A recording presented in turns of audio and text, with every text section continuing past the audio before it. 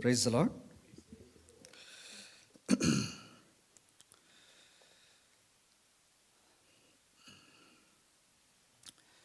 So, in the midst of an uncertain world,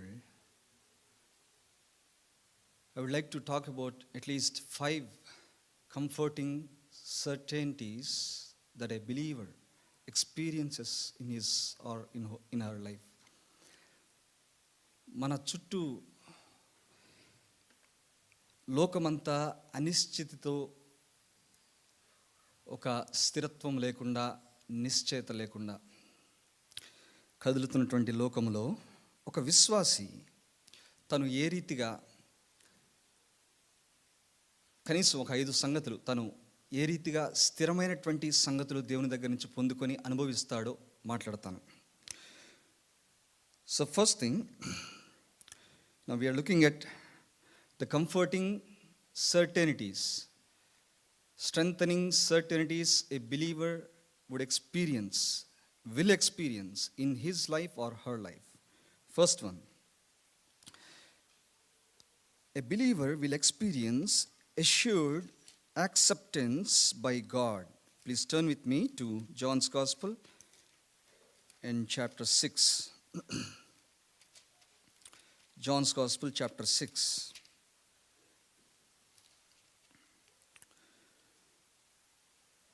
Johne's gospel chapter 6. ఒక విశ్వాసి తన యొక్క జీవితంలో దేవుని దగ్గర నుంచి అంగీకరించబడిన నిశ్చయత కలిగి జీవిస్తాడు, ఆ అనుభవం కలిగి ఉంటాడు. Johne's gospel chapter 6 and verse 37.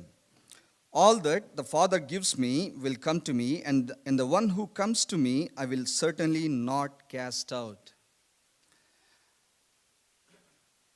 So unless Father draws a person to him, he will not come to Jesus.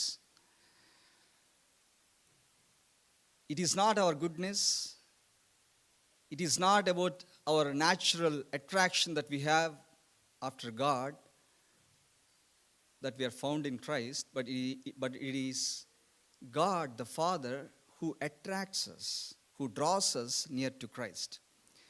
మన మంచితనము బట్టి, మనకేదో దేవుని పట్ల ఆసక్తి, ఆశ ఉన్నదన్న కారణమును బట్టి మనము క్రీస్తుని కనుగొనలేదు, క్రీస్తు యొద్దకు రాలేదు. కానీ దేవుడు ఆకర్షిస్తేనే తప్ప, దేవుడు పిలుచుకుంటేనే తప్ప ఒక మనుష్యుడు యేసుక్రీస్తు ప్రభు దగ్గరికి రాలేడు. ఇది సత్యము.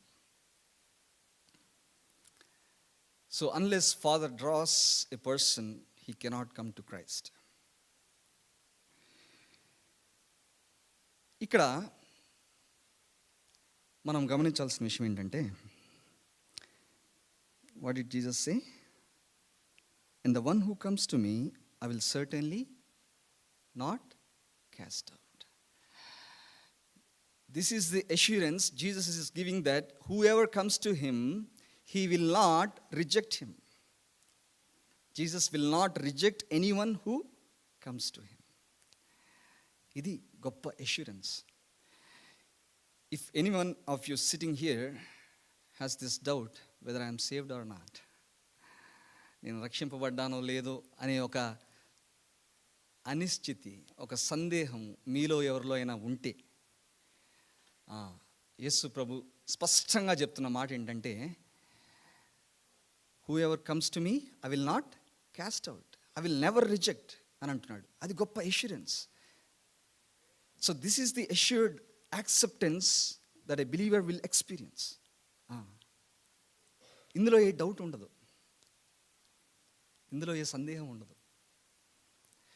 No matter how great a sinner you are, నువ్వు ఎలాంటి పాపివాన కావచ్చు, నువ్వు ఎలాంటి తప్పిదములు చేయొచ్చు, no matter how many ever times you have fallen even after being born again, నువ్వు రక్షింపబడిన తర్వాత కూడా అనేక పర్యాయములు పడిపోయి ఉండవచ్చు, yet Jesus will never reject you. This is the comfort. కాబట్టి అమ్మో నేనంతో ఘోర పాపిని, నన్ను ప్రభు క్షమిస్తాడా, నన్ను స్వీకరిస్తాడా, నన్ను అంగీకరిస్తాడా? ఈ యొక్క సందేహంతో చాలామంది జీవిస్తూ ఉంటారు. నేను చేసిన అన్ని పాపాలు మిగతా వాళ్ళు చేయలేదు, సరే వాళ్ళంటే క్షమిస్తాడు, నన్ను క్షమిస్తాడో లేదో. నేను తెలిసి పాపాలు చేశాను, తెలిసి భయంకరమైన ఘోరమైన నేరాలు చేశాను, మరి దేవుడు నన్ను క్షమిస్తాడో లేదో అనే సందేహం, అనే భయము, అనే అనిశ్చితి ఒక విశ్వాసికి ఉండాల్సిన పని లేదు. Then why is it many people in this world who are far better than us do not come to Christ? కదా, ఆలోచించారు ఎప్పుడైనా? Why is it many people who are far better than us never come to Christ? Why is it so? There is a reason. A person cannot come to Christ if he is not willing to acknowledge his sins. A person cannot come to Christ if he is not willing to acknowledge his fallen state. It requires, అందుకనే it is God the Father who puts that repentance into our hearts. నాకు నేనుగా పశ్చాత్తాపం కలుగు చేసుకోను. మనలో conviction తీసుకొచ్చేది దేవుడు, మనలో ఆ రిపెంటెంట్ హార్ట్ని తీసుకొచ్చేది దేవుడు. నాకు నేను కలిగించుకోలేను. కాబట్టి it is God the father who convicts us, who gives us that repentant heart to come to Christ. కాబట్టి ఇది ఎంతో గొప్ప ఆదరణ మనకి. This is great comforting truth and this is great assurance. ఒక గట్టి బలమైన దృఢమైన నమ్మకం. నేను ఎలాంటి పాపంలో చేసి ఉండొచ్చు, కానీ ఎటువంటి డౌట్ లేకుండా చెప్పగలను, దేవుడు నన్ను అంగీకరించాడు, స్వీకరించాడు. నా గతం ఏదైనా అవ్వచ్చు. నేను రక్షింపబడిన తర్వాత కూడా పదే పడిపోతూ ఉండొచ్చు, కానీ దేవుడు నన్ను ఎప్పుడూ తృణీకరించాడు, ఎప్పుడూ త్రోసివేయడు. This is the assurance. A believer will experience this assured acceptance by God. This is the first thing. Secondly, a believer will experience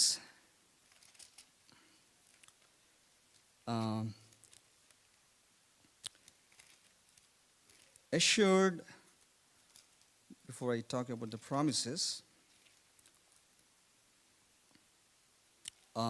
please turn with me to Isaiah and chapter 28. A believer will experience assured foundation in his life, in her life. Isaiah chapter 28. Isaiah chapter 28 and verse 16. యెషయా గ్రంథము 28వ అధ్యాయము 16వ వచనము. Isaiah 28 and 16. Therefore, thus says the Lord God, behold, I am laying in Zion a stone, a tested stone, a costly cornerstone for the foundation, firmly placed. He who believes in it will not be disturbed. So a believer will experience assured foundation in his life or her life. ఒక విశ్వాసి ఒక దృఢమైన నిశ్చయమైన పునాది తన యొక్క జీవితంలో అనుభవిస్తాడు. ఒక స్థిరమైన పునాది మీద తన జీవితాన్ని కట్టుకునే అనుభవం కలిగి ఉంటాడు ఒక విశ్వాసి. This is great foundation. ఎవరి foundation? Christ himself is the chief cornerstone. Christ himself is this rock, is this foundation. Christ himself is the chief cornerstone. And who believes will not be perished, disturbed, will not be disappointed, will not be put to shame. ఇది కదిలే foundation కాదు, ఇది బలమైన స్థిరమైన కదలని నిశ్చలమైన foundation. So every believer will experience this assured foundation in their lives. Very important. In midst of this uncertainty that we have around, అన్నీ కదిలే, కదలకుండా ఉండేది ఏమీ లేవు.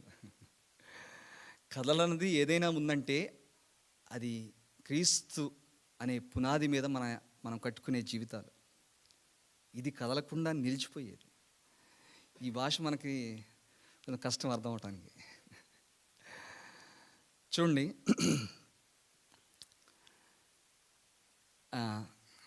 ఇప్పుడు రాజు ఒక ప్రతిమను తయారు చేశాడు.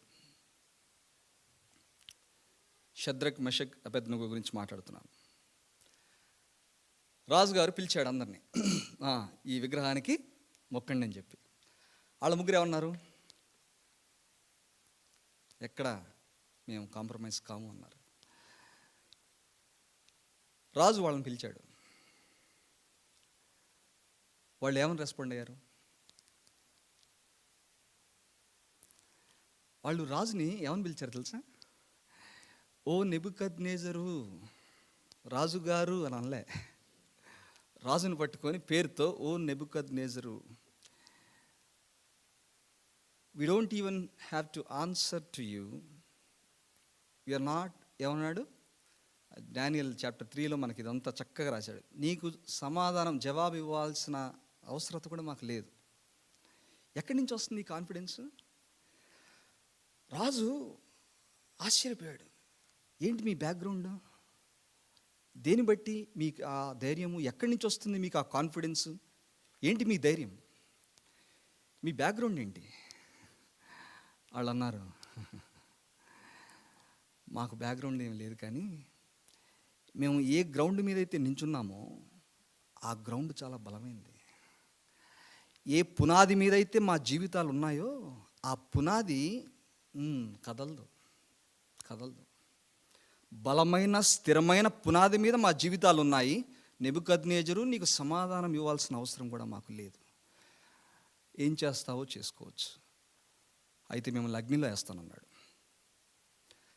నువ్వు అగ్నిలో వేస్తే మా రక్షకుడు, వాళ్ళకి పీర్ ప్రెషర్ అనే ప్రాబ్లం లేదండి. మనకి సమస్య ఒకటి ఉంది, పీర్ ప్రెషర్.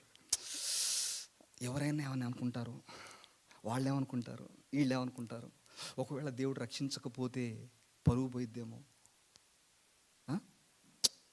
నెబుకద్నెజరు అని మంచి డైలాగ్ కొట్టి అగ్నిలోకి వెళ్ళాక దేవుడు రక్షించకపోతే సమస్య కదా. వాళ్ళు ఏమన్నారు తెలుసా? మా దేవుడు రక్షించుటకు సమర్థుడు. ఒకవేళ రక్షించకపోయినా సరే మేము మాత్రం ఎక్కడా తగ్గే ప్రసక్తి లేదు. ఎందుకంటే ఏ గ్రౌండ్ మీద నించున్నామో మాకు తెలుసు, మా పునాది ఏంటో మాకు తెలుసు, మా ఫౌండేషన్ ఏంటో అది ఎంత స్ట్రాంగో మాకు తెలుసు. ఎక్స్టర్నల్ ఫ్యాక్టర్స్, ఎక్స్టర్నల్ సర్కమ్స్టాన్సెస్ మమ్మల్ని ఏమాత్రం ప్రభావితం చేయవు. అది వాళ్ళ కాన్ఫిడెన్స్. అంటే వాళ్ళకి ఏమర్థమైంది?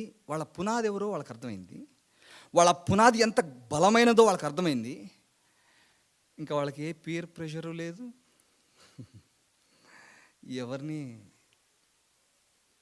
ఎవరితో ఇంక వాళ్ళ పునాది వాళ్ళకి అర్థమైనప్పుడు, ఒక విశ్వాసి తన జీవితంలో తనకు ఎదురయ్యే పరిస్థితులు ఎలాంటివైనా సరే తన పునాది ఏంటో తను ఎరిగితే, తన పునాది మీద తన జీవితాన్ని కట్టుకుంటే ఆ జీవితం ఎలా ఉంటుందంటే ఎక్స్టర్నల్ ఫ్యాక్టర్స్, ఎక్స్టర్నల్ సర్కమ్స్టాన్సెస్ ఏమాత్రము తనని ప్రభావితం చేయలేవు.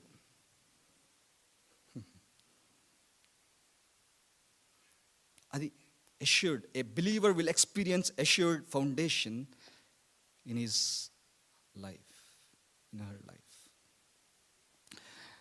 ఇది మనకి ఎందుకంటే కాంప్లెక్స్ అర్థం అవటానికి. ఇప్పుడు చూడండి, మనం అమెరికాలో ఉన్నాం కదా, మన లైఫ్ చాలా కాంప్లెక్స్. ఇప్పుడు కమ్యూనిస్ట్ దేశాల్లో, చైనా దేశంలో, కొరియా దేశాల్లో వాళ్ళకి ఇన్ని ఆప్షన్స్ లేవు. వాళ్ళకి గాస్పల్ అంటే లైఫ్ లేదా డెత్ రెండే. గాస్పల్ కావాలా, నువ్వు చచ్చిపోతావు. గాస్పల్ వద్దా, నువ్వు బతుకుతావు. ఈ రెండే ఆప్షన్లు, వేరే ఆప్షన్ లేవు. కానీ మన లైఫ్ చాలా కాంప్లెక్స్. ఎంత కాంప్లెక్స్ అంటే ఏ కాలేజ్ ఎంచుకోవాలో ఆప్షన్స్, ఏ రెస్టారెంట్కి వెళ్ళాలో ఆప్షన్స్, ఏ చర్చ్కి వెళ్ళాలో ఆప్షన్స్. చాలా కాంప్లెక్స్. అంటే ఇవన్నీ తప్పని నేను అనట్లేదు, కానీ a believer will experience assured foundation in his life. ఆ ఫౌండేషన్ స్ట్రాంగ్గా ఉన్నప్పుడు మిగతా అన్నీ ఏమి పనిచేయవు. ఇది మనము as believers we need to experience this. ఇది రెండవది. మూడవది, a believer will experience assured promises in his life, in her life. Please turn with me to 2 Peter.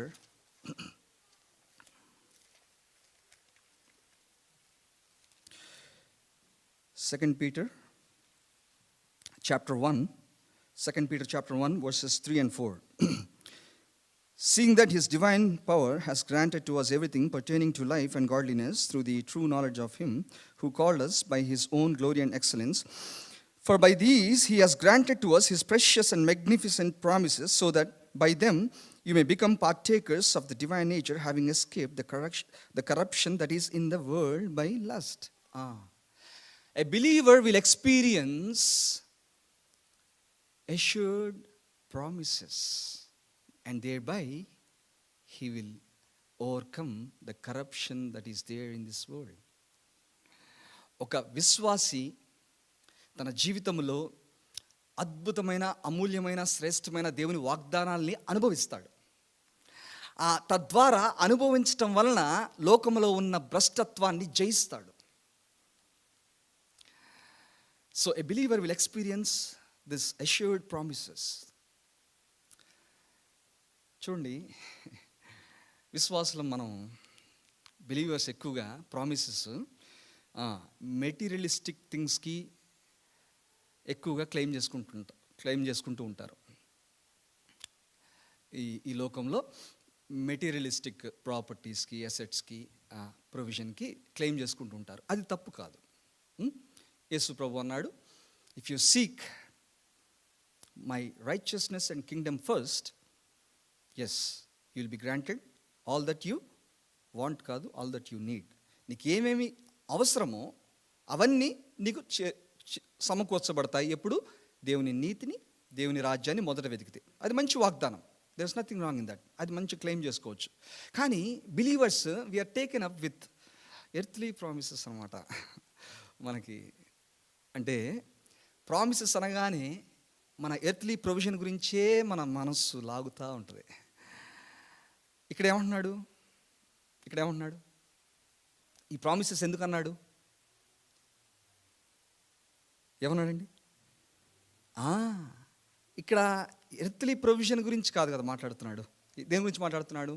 So by these divine promises, by these magnificent promises that God gave us, we can escape the corruption that is in the world. లోకంలో ఉన్న భ్రష్టత్వాన్ని నుంచి కాపాడుకోవటానికి దేవుని వాగ్దానాలు అన్నాడు కదా. కాబట్టి we should not be taken up with this. అంటే earthly promises claim చేసుకోవడం తప్పనట్లే, కానీ దాంతోనే కాదండి. The main purpose God gave us these promises are so that we overcome the lust that is there in this world. So మనం ఒక విషయం అర్థం చేసుకోవాలి. లోకంలో కరప్షన్ ఎలా వస్తుంది అనుకుంటున్నారు? So remember this, there is no good that dwells in this flesh. There is no good that dwells in this flesh. And the lust that dwells in our flesh is the root cause for the corruption in the world. అర్థమైందండి? The lust that dwells in our flesh is the root cause for the corruption in the world. కాబట్టి రక్షింపబడిన తర్వాత కూడా this lust in our flesh keeps coming up, బయటకు వస్తూ ఉంటుంది. It keeps popping out. ఇది రక్షింపబడిన తర్వాత మనలో లస్ట్ ఉండదు అని అనుకోకండి. రక్షింపబడిన తర్వాత కూడా దేవుడు మనల్ని పిలిచే వరకు, మన ఈ భూమి మీద జీవించినంత వరకు lust in our flesh keeps coming out and we need to fight it. Fight చేయటానికి దేవుడు వాగ్దానాలు ఇచ్చాడు. మనకు ఒక మాట చెప్పి నేను ముందుకెళ్తాను. For example, there is this beautiful promise, Romans 6:14, sin shall not rule over you because you are under grace. దాని అర్థం ఏంటి? పాపము నా మీద ఏలుబడి చేయటానికి వీలు లేదు, ఎందుకంటే నేను కృప కింద ఉన్నాను. ఇది మనకు అర్థమయ్యే భాషలో మాట్లాడుకుందాం. ఇప్పుడు వర్షం పడుతుంది.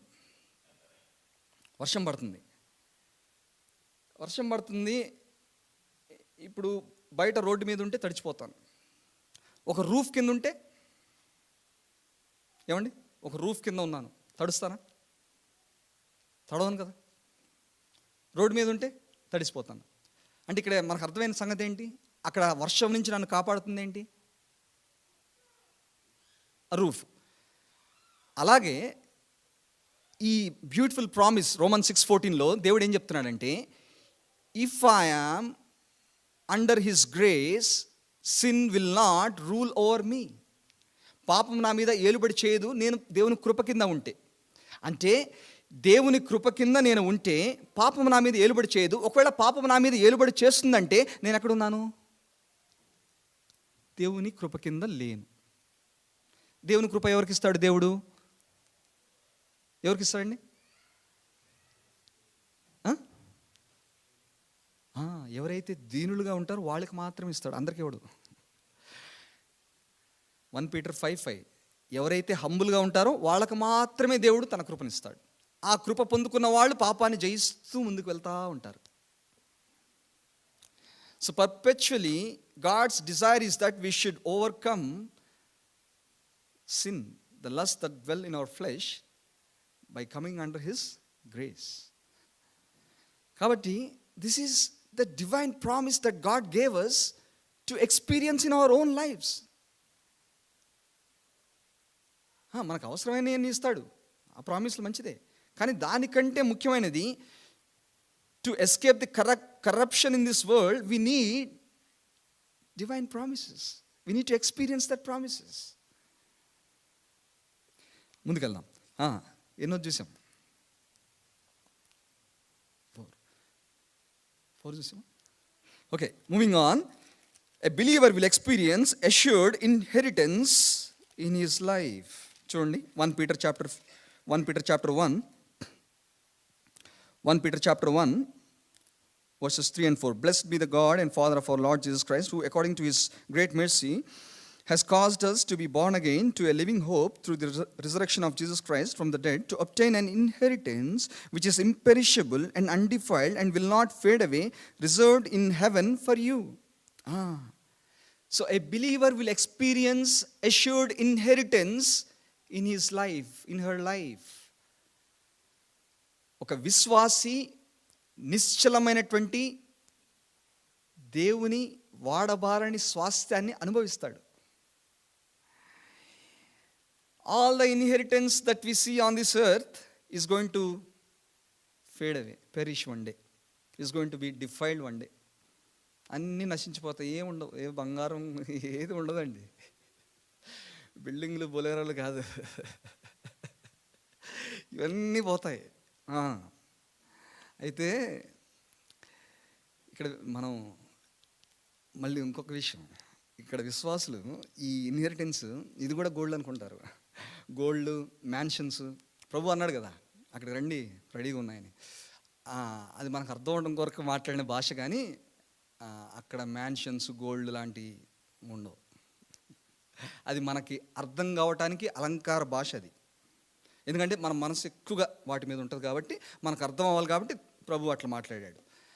అక్కడ మ్యాన్షన్లు, గోల్డ్ ఇవి కాదు. Inheritance, priceless inheritance. He's talking about priceless inheritance which is not going to be defiled, which is not going to be destroyed, which is going to stay for ever and ever. ఏంటది? ఇది materialistic property అసెట్లు కాదండి ఆయన ఇచ్చే inheritance. It is the eternal life. మళ్ళీ eternal life అంటే living for ever అనుకునేరు. నరకానికి వెళ్ళేవాడు కూడా ఎప్పటికీ జీవిస్తూనే ఉంటాడు. Eternal life is not living forever, but eternal life is the life of God. It is the very life of God. Adi eternal life. It is the very nature of God. So we'll be partaking the divine nature.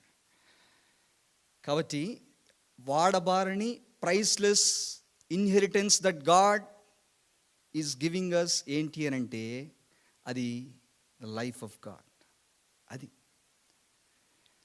అది మనం ఈ భూమి మీదే experience చేస్తూ ఉండాలి. మరింత patience మనలో పెరగాలి, అందరినీ క్షమించగలగాలి, అందరినీ సహించగలగాలి, అందరినీ ప్రేమించగలగాలి, అంతకంతకి కోపాన్ని జయించుకుంటూ రావాలి, అంతకంతకి మన ఫ్లెష్లో ఉండే లస్ట్ని జయిస్తూ రావాలి. So we need to, a believer will experience assured inheritance in his life, in her life. వాడబారని ప్రైస్లెస్ ఇన్హెరిటెన్స్, వెలకట్టలేని వాడబారని స్వాస్థ్యము, దేవుని యొక్క నేచర్ని ఒక విశ్వాసి నిశ్చయముగా అనుభవిస్తాడు. ఇది priceless inheritance, materialistic property assets కాదండి. So this is the great privilege. Moving on, a believer will experience assured entrance into the kingdom of God. చూడండి 2 Peter chapter 1. 2 Peter chapter 1. 2 Peter chapter 1 verses 10 and 11. Therefore, brethren, be all the more diligent to make certain about his calling and choosing you. For as long as you practice these things, you will never stumble. For in this way, the entrance into the eternal kingdom of our Lord and Savior Jesus Christ will be abundantly supplied to you. A believer will experience assured entrance into the kingdom of God. ఒక విశ్వాసి నిశ్చయముగా, he is not going to just enter into heaven just as if he escaped hell. మీకు అర్థమవుతుందండి? ఒక విశ్వాసి ఏదో నరకం నుంచి తప్పించుకొని ఏదో ఒక కాలు జస్ట్ అట్లా ఎస్కేప్ అయ్యి పరలోకంలోకి పోడు. ఒక బిలీవరు ఒక దృఢమైన నిశ్చలమైనటువంటి నిశ్చయముగా, దృఢ నిశ్చయముగా తను సమృద్ధి అయిన ప్రవేశముతో పరలోకములోకి ప్రవేశిస్తాడు ఒక విశ్వాసి. ఎ believer will have an assured entrance, abundant entrance into the kingdom of God. He'll not just enter as if he escaped the hell. లేదు. So, as we cooperate with God, as it says in Philippians chapter 1, we read that God is working in our lives. As we cooperate with him, as he is patiently working on our lives, when we cooperate with him, when we submit our will to his will, when we yield to his will in the moments of temptations that we go through day in and day out, మనకేముంటుంది? మామూలు entrance కాదు, abundant assured entrance ఉంటుంది Kingdom of హెవెన్లో. Just escape అయ్యి లోపలికి వెళ్ళడం కాదు, ఆ బ్యాచ్లో ఉన్నాం. ఒక విశ్వాసి ఒక దృఢ నిశ్చయముతో పరలోకంలోకి ఎంటర్ అవుతాడు. అబండెంట్ ఎంట్రన్స్ ఉంటుంది, ఎక్సీడింగ్లీ జాయ్ఫుల్లీ. అసలు ఇంకా ఆ డౌట్ కూడా ఉండదు, ఏ డౌట్ ఉండదు. ఎందుకంటే believing is committing ourselves to the person of God. అది ఇంపార్టెంట్. ఇది మనము బిలీవింగ్ అనగానే జనరిక్ టర్మ్స్లోకి వెళ్ళకండి, అదే సమస్య క్రైస్తవ్యంలో. బిలీవింగ్ అనగానే it is committing our life to God. అది బిలీవింగ్ అంటే. Okay, lastly, a believer will experience assured reward. చూడండి ఒక మాట, మాథ్యూస్ గాస్పల్లో, Matthew's gospel chapter 10 last verse చూడండి. Matthew's gospel chapter 10 verse 42. And whoever in the name of a disciple gives to one of these little ones even a cup of cold water to drink, truly I say to you, he shall not lose his reward. A believer will experience assured reward.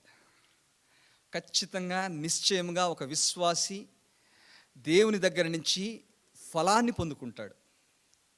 ఏదో సాదాసీదాగా ఆషామాషిగా జీవించేసి వెళ్ళిపోడు, కానీ నిశ్చయముతో ఉంటాడు, దేవుని దగ్గర నుంచి నేను ఫలమును పొందుకుంటాను అని.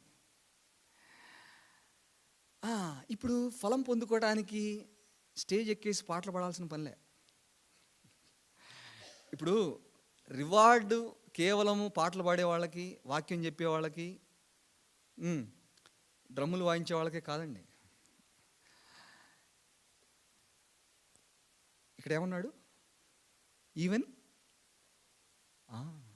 ఒక గ్లాస్ మంచినీళ్ళు ఇస్తేనే దేవుడు అన్యాయస్తుడు కాదు గుర్తుపెట్టుకుంటాడు అని అంటే, నువ్వు సంఘంలోకి వచ్చి నువ్వు ఏ పరిచర్యలో పాలు పొందకపోయినా సరే నీ సహపాఠి విశ్వాసుల్ని భుజం తట్టి ఒక మాట, ఒక ఎంకరేజింగ్ వర్డ్ మాట్లాడినా సరే దానికి రివార్డ్ ఉంటుంది. గుర్తుపెట్టుకోండి.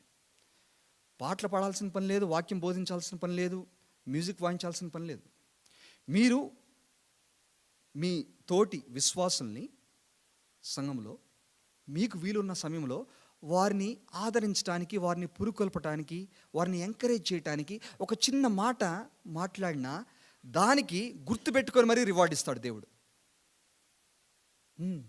మనం ఓన్లీ పులిపిడి మీద కనపడితేనే మినిస్ట్రీ అనుకుంటాం. కాదు, దేవుడు అన్యాయస్తుడు కాదు.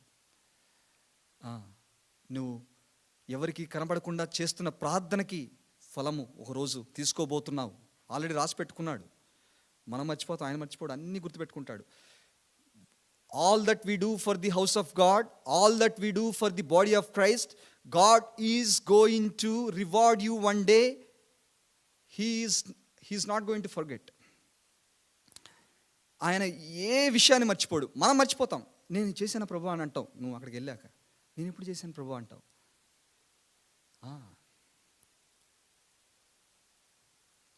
Remember that whatever you do in the house of God, whatever you do to the body of Christ, it is never going to be unnoticed.